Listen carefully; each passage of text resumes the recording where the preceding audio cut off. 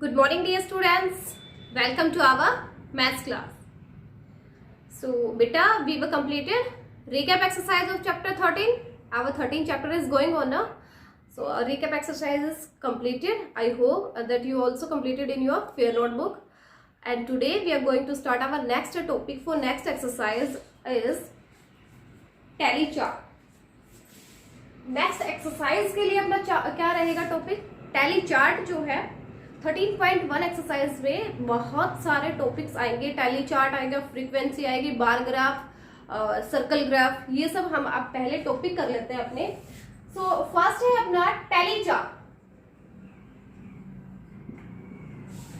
Tally chart में क्या होता है, ये क्या होता है, क्विक एंड इजी वे होता है किसी भी चीज को काउंट करने के लिए. ओके, बहुत ही इजी वे है किसी भी चीज को काउंट करने के लिए कि हर एक कैटेगरी में कितनी कोई भी चीज आपको कितनी दे रखी है, उस कैटेगरी में हर कैटेगरी में आपको कितनी क्या चीज दे रखी है, उन सबको काउंट करने के लिए बहुत ही क्विक और इजी वे है क्या, टैली चार्ट. तो टैली चार्ट को हम एक स्ट्रोक से डिनोट करते हैं, स्ट्रोक से. ठीक है, वर्टिकल स्ट्रोक होती है, इस वर्टिकल स्ट्रोक से हम रिप्रेजेंट करते हैं टैली मार्क्स को. इसमें क्या होता है, टैली मार्क्स जैसे आपके जो रोमन नंबर्स होते हैं ना बेटा, रोमन नंबर्स के जैसे ही इनमें होता है. बट जैसे रोमन नंबर्स में ये रूल होता है कि फर्स्ट 1, 2 एंड 3 जैसे हो गया, इसके बाद हम 3 से ज्यादा रिपीट नहीं कर सकते, है ना. जैसे अगर आपको 3 के बाद 4 करना होता है तो आप ऐसे 4 लिखते हो ना, ऐसे तो 4 नहीं लिखते, 4 टाइम इन स्ट्रोक को नहीं लेकर आते ना. यस, लेकिन इसमें टैली चार्ट में, टैली मार्क्स में क्या होगा, आप क्या करोगे, 4 टाइम तक आपके ये स्ट्रोक्स, वर्टिकल स्ट्रोक आप राइट करोगे. 4 टाइम हो गया यानी ये 4 हो गए हैं. ठीक है, और जब आपको 5th वाली ऑब्जर्वेशन लेनी है, ठीक है, 5th आपको बनाना है, ये 4 हो गया, 5th आपको बनाना है, 5 बनाना है, तो आप एक डायगोनली स्ट्रोक लोगे, यानी इनको कट करते हुए. ये डायगोनल वाला स्ट्रोक जो आपने लिया है कट करते हुए, ये वाला स्ट्रोक होगा 5th वाला. इस स्ट्रोक को काउंट किया जाएगा 5th स्ट्रोक में.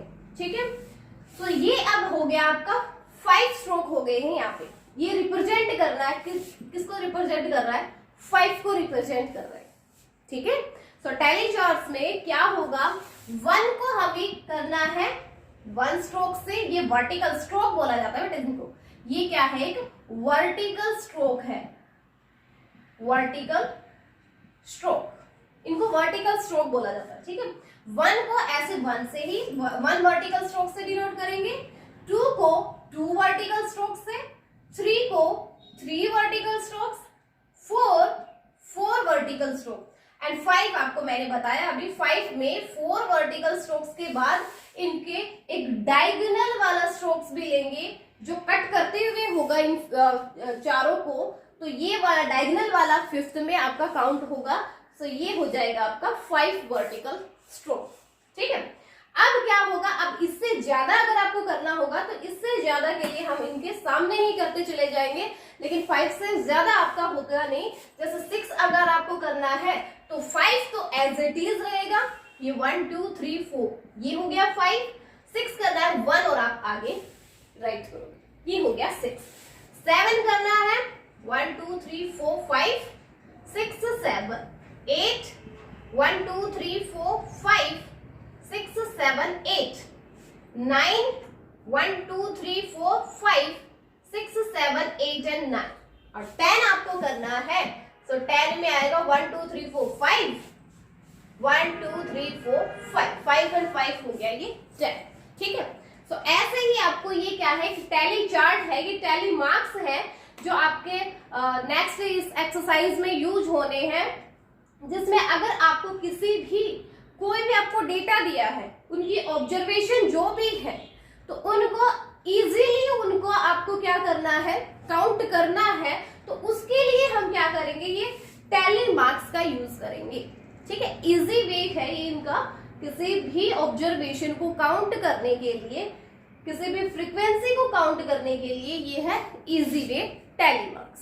ठीक है, बस यही आपका टैली चार्ट रहेगा. नेक्स्ट है आपका frequency. Next topic is frequency.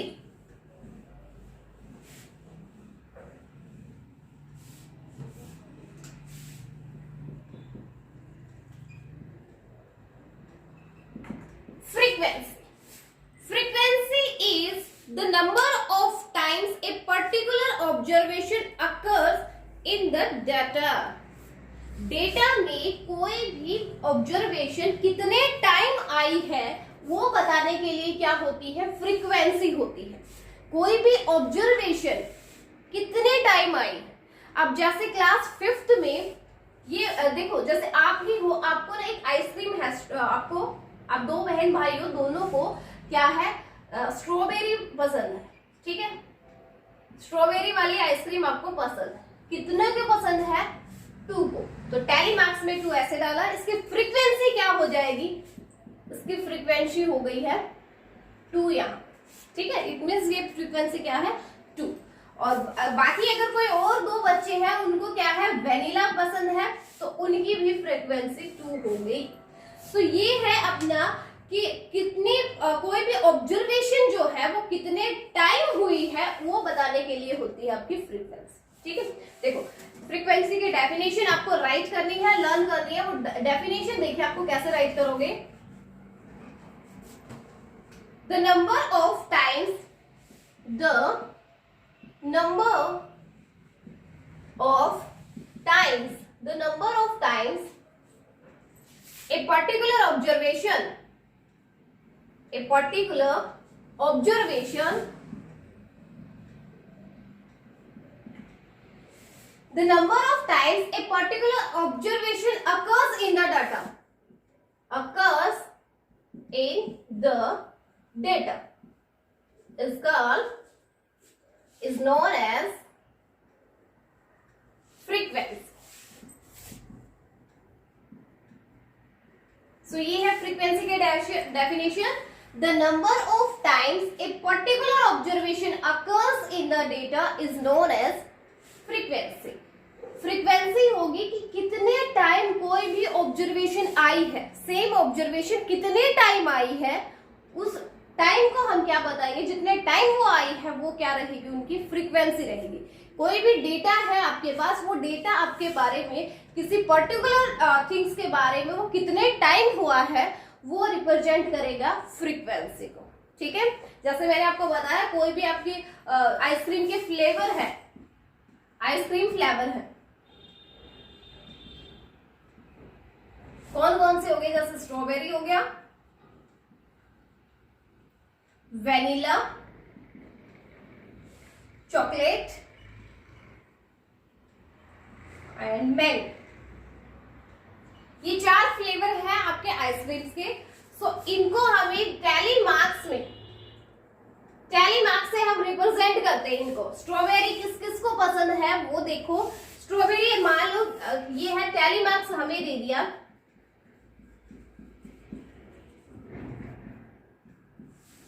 ये टैली मार्क्स है, कितने बच्चों को पसंद है वो टैली मार्क्स में हमें दे रखा है। तो आपको ये काउंट करना है यहां से।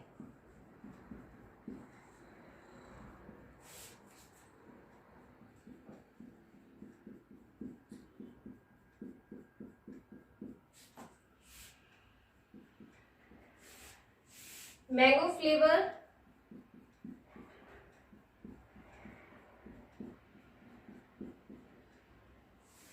सपोज कीजिए कि स्ट्रॉबेरी फ्लेवर है, टैली मार्क्स में हमने इनको ऐसे डिनोट कर दिया। हमें क्या फाइंड आउट करनी है, फ्रीक्वेंसी फाइंड आउट करनी है, ठीक है, फ्रीक्वेंसी। सो फ्रीक्वेंसी कैसे फाइंड आउट करोगे, टैली मार्क्स से ही हम देखेंगे कि कितने ऐसे स्टूडेंट्स हैं जिनको स्ट्रॉबेरी का फ्लेवर पसंद है। सो टैली मार्क्स से हमने किया 5 + 5 10, 10 + 5 15, 15 + 5 is 20। यस, तो इसकी फ्रीक्वेंसी क्या हो गई, 20 हो गई। कि स्ट्रॉबेरी का फ्लेवर जो है वो कितने स्टूडेंट्स को मतलब अपना अच्छा फेवरेट है वो स्ट्रॉबेरी फ्लेवर, वो कितने स्टूडेंट्स का है, 20 का है। सो यहाँ फ्रीक्वेंसी हो जाएगी इनकी स्ट्रॉबेरी की 20, कि स्ट्रॉबेरी को पसंद करने वाले 20 स्टूडेंट्स हैं, 20 इसकी फ्रीक्वेंसी हो गई। Next vanilla, 5 + 5 10, 10 + 2 is 12। So vanilla की फ्रीक्वेंसी हो गई 12। वेनिला को जितने लोग पसंद कर रहे हैं वो कितनी फ्रीक्वेंसी है, 12 है, यानी 12 स्टूडेंट्स ऐसे हैं जो वेनिला को पसंद करते हैं। नेक्स्ट है चॉकलेट। चॉकलेट्स को किन किन की फेवरेट है, चॉकलेट फ्लेवर जो है वो कितने बच्चों का फेवरेट है, वो यहां से हम टैली मार्क्स से देखेंगे। 5 + 5 10 + 5 15 + 5 20 एंड 4, यानी 24। 24 स्टूडेंट्स ऐसे हैं जिनका फेवरेट है चॉकलेट फ्लेवर। ओके, नेक्स्ट है मैंगो। मैंगो फ्लेवर है 5 + 5 10 + 15 + 20। 20 स्टूडेंट्स को मैंगो फ्लेवर पसंद है, सो मैंगो की फ्रीक्वेंसी हो जाएगी 20। ओके, सो ये है बेटा फ्रीक्वेंसी बताना कि कितने टाइम कोई भी ऑब्जर्वेशन आई है। जैसे ये ऑब्जर्वेशन हो गई हमारे पास स्ट्रॉबेरी, वेनिला, चॉकलेट्स, मैंगो, इनकी आप कितने टाइम ये किसी भी स्टूडेंट्स को या कोई भी और चीज है ये कितने टाइम आया है, वो क्या रहेगी, इनकी फ्रीक्वेंसी रहेगी।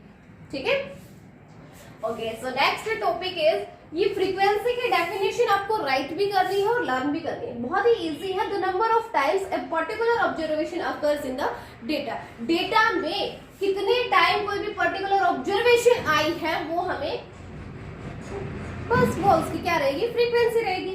कितने टाइम ये ऑब्जर्वेशन है, कितने टाइम है, स्ट्रॉबेरी की 20 times, vanilla 12 times, chocolates 24, mango 20, ये सारी क्या है, ये frequency.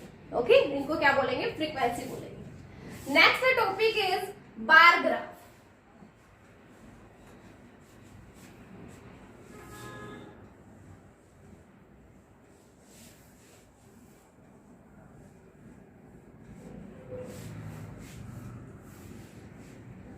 Next topic is bar graph.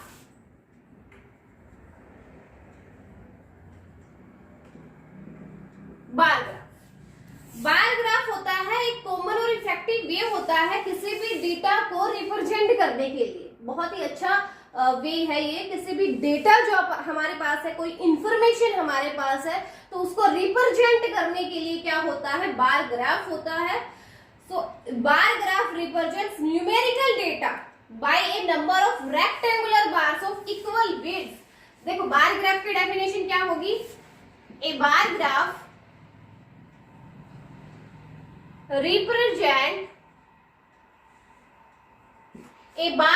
represent numerical data. A bar graph represent numerical data by a number of rectangular bars. By a number of rectangular bars.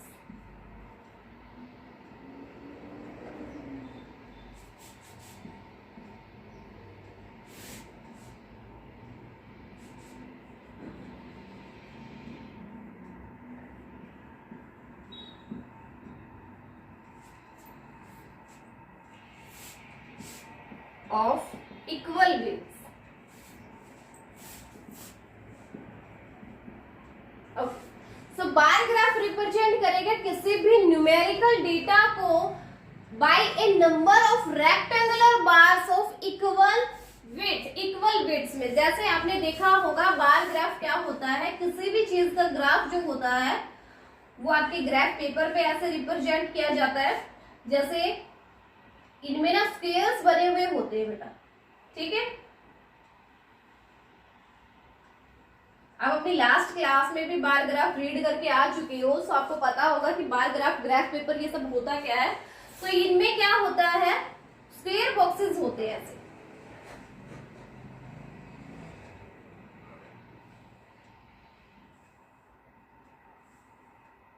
ऐसे square boxes होते हैं जो क्या करते हैं, ये रेक्टेंगुलर बार्स जो होते हैं ये रिप्रेजेंट करते हैं किसी भी न्यूमेरिकल डाटा को। ठीक है, जैसे आपका क्या दे दिया, यहाँ पे आप इस साइड में आपके क्या दे रखे हैं, नंबर ऑफ स्टूडेंट्स दे रखे हैं, नंबर ऑफ स्टूडेंट्स।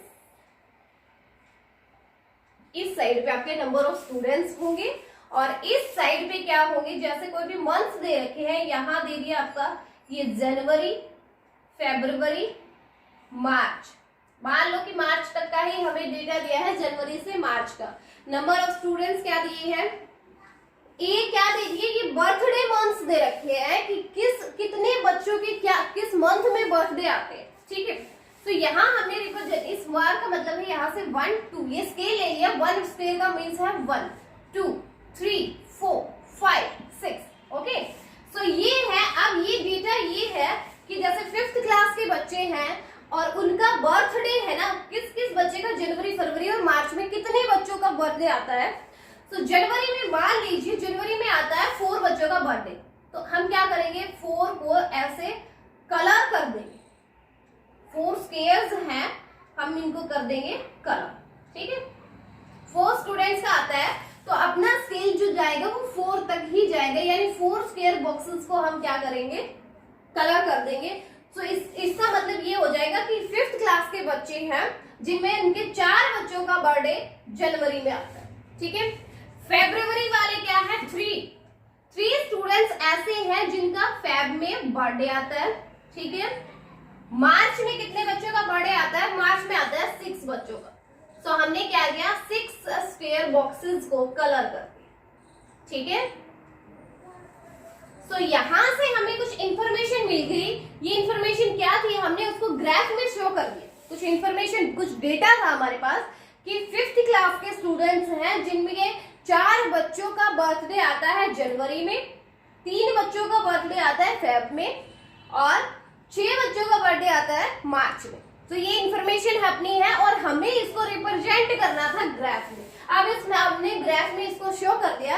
अब कोई भी इस ग्राफ को देखेगा तो हमें ये उनको ये पता चल जाएगा कि हाँ जनवरी में 4 बच्चों का बर्थडे है, फेब में 3 का, मार्च में 6 बच्चों का। 5th क्लास के स्टूडेंट्स हैं जिनका क्या है, देखो इसका टाइटल हम दे देंगे birthday month of student of class 5th। Class 5th के जो स्टूडेंट्स हैं उन सबका बर्थडे मंथ दे दिए। ये तो मैंने कम ही रिप्रेजेंट किया है, आप सब पूरा बड़ा ग्राफ भी ले सकते हो जिसमें जनवरी से हम दिसंबर तक के लेंगे, ठीक है। ये तो मैंने आपको एज ए एग्जांपल आपको बताया जनवरी फरवरी और मार्च, क्योंकि उनके अलावा भी तो बाकी मंथ्स रहेंगे, उनमें भी तो बर्थडे होगा। तो ये एज ए एग्जाम्पल मैंने आपको बताया। ये ग्राफ बहुत आगे तक चला जाएगा, जैसे जनवरी से हम कहां तक लेंगे, फिर दिसंबर तक भी इसको ले सकते हैं, ठीक है। ये जस्ट आपको एग्जाम्पल लिया। तो ऐसे हम रिप्रेजेंट करते हैं बेटा, किसमें कोई भी इंफॉर्मेशन जो हमारे पास होती है, न्यूमेरिकल इंफॉर्मेशन जो होगी, उनको एक रेक्टेंगुलर बार्स के रूप में, रेक्टेंगुलर बार्स जो होगा उसमें हम रिप्रेजेंट करेंगे किसको, न्यूमेरिकल डाटा, ठीक है। सो ये होता है आपका बार ग्राफ। ये ग्राफ पेपर जो होता है ये आपने देखा भी होगा, ग्राफ पेपर में हम रिप्रेजेंट करते हैं। सो ये ग्राफ पेपर आपके नेक्स्ट एक्सरसाइज जो 13.1 हम लोग करने वाले हैं उसमें आपका यूज रहेगा उसमें। सो आपको ग्राफ पेपर बेटा कुछ 3-4 ग्राफ पेपर आप अपने पास रखिए, अगर नहीं भी है तो उसको परचेज कर लीजिए। 3-4 पेजेस हमें चाहिए, ज्यादा नहीं है कुछ, क्योंकि सारे बार ग्राफ के क्वेश्चन नहीं है, कुछ है 2-4 क्वेश्चन सिर्फ उन्हीं में यूज होगा। तो उन्हीं के लिए आपके पास 4 और 5 ग्राफ पेपर होने चाहिए, पेजेस होने चाहिए, ठीक है इनके। सो ये था बेटा आपका बार ग्राफ, जिसमें हम क्या लेते हैं, जिसके इनके हॉरिजॉन्टल स्केल और वर्टिकल स्केल को भी हम डिसाइड कर देते हैं। जैसे यहाँ पे हॉरिजॉन्टल स्केल जो हमने लिया है, हॉरिजॉन्टल स्केल हमने क्या लिया है, यहाँ पे हमने लिया कि 1 स्क्वायर जो है ना, 1 स्क्वायर का मीन्स क्या है, 1 मंथ है। क्या रिप्रेजेंट कर रहा है, 1 स्क्वायर का मीन्स क्या है, 1 मंथ। देखो हॉरिजॉन्टल जो स्केल, हॉरिजॉन्टल स्केल है, यानी हॉरिजॉन्टल कौन सा होगा, ये वाला है हॉरिजॉन्टल स्केल, ऊपर से नीचे ये वाला होगा वर्टिकल स्केल। सो हॉरिजॉन्टल स्केल, इसका मतलब हमने क्या लिया, ये हॉरिजॉन्टल इधर के साइड पे, इसका ये लिया कि 1 स्क्वायर बॉक्सेस है ना, वो किसको रिप्रेजेंट कर रहा है, मंथ को रिप्रेजेंट कर रहा है, ठीक है। ये हॉरिजॉन्टल स्केल हो गया। वर्टिकल स्केल हमने क्या लिया है, वर्टिकल स्केल हमने लिया कि 1 स्क्वायर बॉक्स है ना, वो रिप्रेजेंट कर रहा है 1 स्टूडेंट को। ये वाला स्केल हमने लिया तो वो ये स्क्वायर है ना, देखो ये 1 स्क्वायर बॉक्स है, ये कितने स्टूडेंट्स को रिप्रेजेंट कर रहा है, 1 स्टूडेंट, 2 स्क्वायर हो जाते हैं तो 2 स्टूडेंट्स हो गए, 3 स्क्वायर है तो 3 student, 4 students, 5 square 5 students, 6 squares है 6 स्टूडेंट्स। इसका मतलब ये हुआ कि 1 स्क्वायर बॉक्स किसको रिप्रेजेंट कर रहा है, 1 स्टूडेंट्स को रिप्रेजेंट कर रहा है, ठीक है। सो ये स्केल है ना, हम जब भी कोई भी ग्राफ बनाएंगे तो उसके लिए हम पहले ही स्केल को हम डिसाइड करेंगे कि क्या स्केल हमने लिया है, ओके। उस स्केल से ही आपका क्या होगा, बार ग्राफ है वो किसी को अगर समझाना हो आपको, अगर वो तो पहले अपने स्केल को सबसे पहले देखना पड़ेगा कि स्केल क्या लिया है, उसके अकॉर्डिंग वो इन्फॉर्मेशन हम अपने पास आएगी।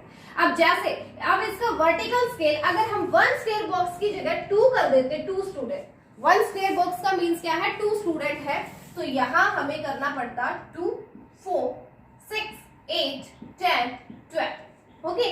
सो इसका मतलब ये होता कि जनवरी में कितने स्टूडेंट्स हो गए, यहां से यहां तक के 8 स्टूडेंट्स हो गए, ओके।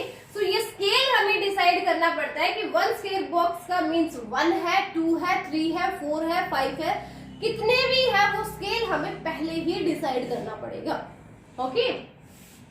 सो ये था बेटा आपका बार ग्राफ। बार ग्राफ के बाद आता है आपका सर्कल ग्राफ।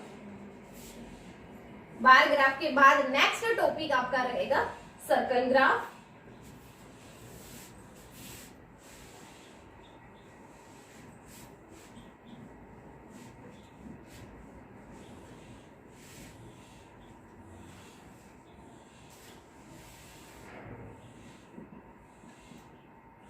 सर्कल ग्राफ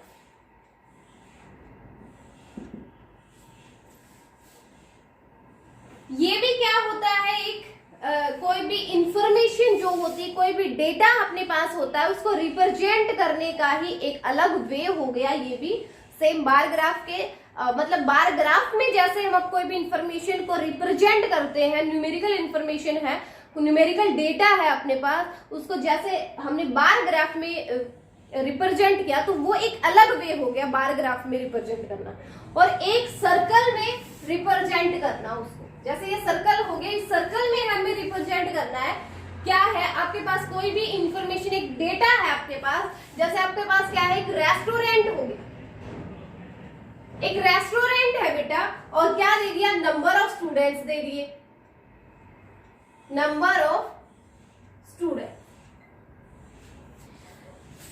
ये क्या है, ये चॉइस बता रखी है कि क्या है, 32 स्टूडेंट्स है क्लास 5th के, जिनकी चॉइस बता दी कि किसको कौन सा रेस्टोरेंट पसंद है। जैसे रेस्टोरेंट कौन कौन से हैं, एक हो गया किंग्स बर्गर, ठीक है, किंग्स बर्गर जो है वो 16 स्टूडेंट्स की चॉइस है। नेक्स्ट अगर है pizza house, pizza house restaurant है, वो 4 स्टूडेंट्स की चॉइस है। इसके बाद है चाट वाला, ये भी 4 स्टूडेंट्स की चॉइस है। और ऐसे ही देसी हाउस है, एक रेस्टोरेंट नेम्स है ये, वो क्या है, वो 8 स्टूडेंट्स की चॉइस है। ये देखो रेस्टोरेंट्स के नेम दे रखे हैं, किंग्स बर्गर, पिज्जा हाउस, चाट वाला, देसी हाउस, ठीक है, ये किसी रेस्टोरेंट्स के नेम्स हैं। और इनको कितने स्टूडेंट्स, इनको ये चॉइस है ना, कितने स्टूडेंट्स की है, किंग्स बर्गर 16 स्टूडेंट्स की चॉइस है, पिज्जा हाउस 4 स्टूडेंट्स की चॉइस है, चाट वाला 4 स्टूडेंट्स की चॉइस है, देसी हाउस जो है वो 8 स्टूडेंट की चॉइस है। सो ये हमारे पास एक इंफॉर्मेशन आ गई है, ये एक डेटा हो गया हमारे पास कि कितने बच्चों का कौन सा रेस्टोरेंट जो है वो फेवरेट है। और हमें इसको रिप्रेजेंट करना है, अब कैसे, एक सर्कल में हमें इनको, सर्कल ग्राफ में हमें इसको रिप्रेजेंट करना है। अब टोटल स्टूडेंट्स कितने हैं, 32, टोटल स्टूडेंट 32 है, जिसमें से किंग्स बर्गर जो है, किंग्स बर्गर वो कितने को पसंद है, 16 को, कितने को पसंद है, 16 को पसंद है, 16 out of 30, 16 out of 32, sorry 16 out of 32, यानी 32 में से 16 स्टूडेंट्स ऐसे हैं जिनकी चॉइस क्या है, किंग्स बर्गर, यानी कंप्लीट में से हाफ। देखो 16/32 का मीन्स क्या हो गया, 1/2, यानी कंप्लीट सर्कल आपका 32 का बनेगा, क्योंकि स्टूडेंट्स कितने हैं, 32 है ना, तो इस कंप्लीट सर्कल को हमें 32 का बनाना है। लेकिन इसमें से हाफ तो हो किसका, जो किंग्सबर्गर वाला है, तो इसका हाफ हम रिप्रेजेंट कर देंगे कि ये वाला हाफ है ना, ये हो गया किंग्सबर्गर वाला, किंग्सबर्गर जो 16 बच्चों की चॉइस थी, ठीक है। क्योंकि अगर पूरा सर्कल 32 स्टूडेंट्स का है और 32 में से 16 किंग्सबर्गर की चॉइस है, तो क्या होगा, अब पूरा सर्कल 32 को रिप्रेजेंट कर रहा है, तो हाफ किसको करेगा, 16 को ही तो करेगा, इसी के लिए तो हम इसने हाफ किया है, ठीक है। तो किंग्सबर्गर चॉइस है 16 स्टूडेंट्स की, हो गया। नेक्स्ट है पिज्जा हाउस। पिज्जा हाउस जो है वो क्या है, 4 आउट ऑफ 32, यानी 1/8। सो इसका 1/8 पार्ट हमें लेना है, पूरे सर्कल का 1/8 पार्ट हम लेंगे, तो वो आ जाएगा यहाँ, इतना पार्ट 1/8 पार्ट हमें इसका लेना है। तो 1/8 ये 8 पार्ट हो जाएगा, ये हो जाएगा पिज्जा हाउस का, पिज्जा हाउस जो 4 बच्चों की चॉइस है। उसके बाद है आपका चाट वाला। चाट वाला जो है वो भी 4 बच्चों की चॉइस है 32 में से, यानी इसका भी 1/8 पार्ट जो होगा, ये 1/8 ये रिप्रेजेंट करेगा इसको। ये कौन सा, ये हो गया चाट वाला, ठीक है, चाट वाला वो भी 4 बच्चों की चॉइस। अब बचा क्या, देसी हाउस। देसी हाउस, देसी हाउस चॉइस है 8 स्टूडेंट्स की आउट ऑफ 32, यानी 1/4 पार्ट जो होगा इस सर्कल का, वो रिप्रेजेंट करेगा किसको, देसी हाउस को। तो ये वाला, ये 1/4 पार्ट रह गया, ये रिप्रेजेंट कर रहा है किसको, देसी हाउस को, यानी 8 स्टूडेंट्स। तो ये क्या है, इनको हम अलग अलग कलर से रिप्रेजेंट कर देंगे, यहाँ कोई और कलर करेंगे, यहाँ पे कुछ और, यहाँ कुछ और, तो यानी सबको अलग अलग कलर से। और हमने इस जो भी इंफॉर्मेशन अपने पास थी, जो डेटा अपने पास था, उसको रिप्रेजेंट कर दिया हमने एक सर्कल, ये सर्कल ग्राफ होगा, ठीक है। तो ये रिप्रेजेंटेशन होगी किसी भी डेटा को अगर सर्कल की फॉर्म में हमें रिप्रेजेंट करना हो, तो वो हो जाएगा सर्कल ग्राफ। ये भी सेम आपका वैसे ही है, डेटा ही, उस डेटा को एक अलग वे हो गया, जैसे एक बार ग्राफ होगा, वो अलग वे है डेटा को रिप्रेजेंट करने का। सर्कल ग्राफ जो है वो अलग वे है किसको, डेटा को रिप्रेजेंट करने का, ठीक है। बट डेटा आपका सेम रहेगा, बस उसको रिप्रेजेंट करना है हमें इस तरह से, ओके। ये भी बहुत ही इजी वे है वैसे रिप्रेजेंट करने का।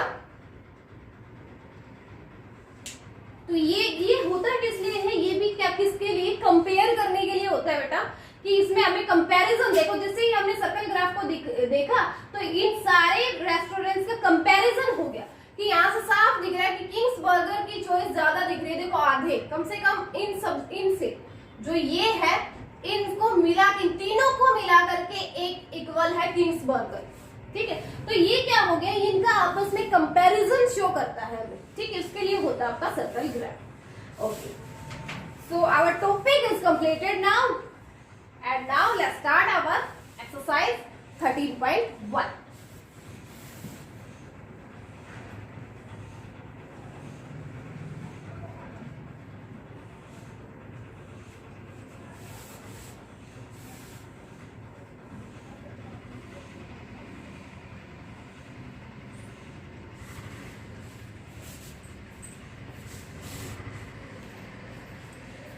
Exercise 13.1, but the time is over now, so your homework is, okay, 13.1. We will start this exercise tomorrow, okay. हम इस एक्सरसाइज को कल स्टार्ट करते हैं, 13.1 का क्वेश्चन को कल स्टार्ट करते हैं। आज आपका जो होमवर्क जो रहेगा, तो जो भी डेटा, जो भी आज मैंने आपको टॉपिक करवाए हैं, डेटा हैंडलिंग, ये आपके कल हो चुके थे। उसके बाद हमने क्या क्या करवाया, टैली चार्ट हुआ है, फ्रीक्वेंसी हुई है, बार ग्राफ और सर्कल ग्राफ। जो टॉपिक्स मैंने आज आपको बताए हैं, ये आपको रीड करने हैं बेटा, ओके। और फ्रीक्वेंसी की, टैली चार्ट्स की, इन सब की जो डेफिनेशन अगर आपकी जो भी आती है, वो डेफिनेशन आपको राइट भी करनी है अपनी फेयर नोटबुक में। और बाकी के जो टॉपिक्स हुए हैं, ये सारे के सारे आपको रीड करने हैं। मैं आपको पेज नंबर भी बता देती हूँ। पेज नंबर आपका रहेगा बेटा बुक्स में, पेज नंबर 197 से 201। पेज नंबर 197 से 201, ये सारे पेज नंबर 197 से लेकर के 201 पेजेस तक आपको आज रीड करना है। ओके, और ये मैं आपसे आपकी जो लाइव क्लास जो होगी उसमें मैं आपसे क्वेश्चन भी पुट करूंगी इन्हीं पे, जो भी टॉपिक्स आज हुए हैं या जो कल हुए थे डेटा और डेटा हैंडलिंग, उनसे रिलेटेड मैं आपसे आज क्वेश्चन करूंगी। सो आपको पेज नंबर 197 201 यहाँ तक के टॉपिक्स को रीड करना है, बस यही आज आपका होमवर्क रहेगा। नेक्स्ट एक्सरसाइज जो अपनी है 13.1 उसको हम कल स्टार्ट करते हैं। ओके बेटा, थैंक यू।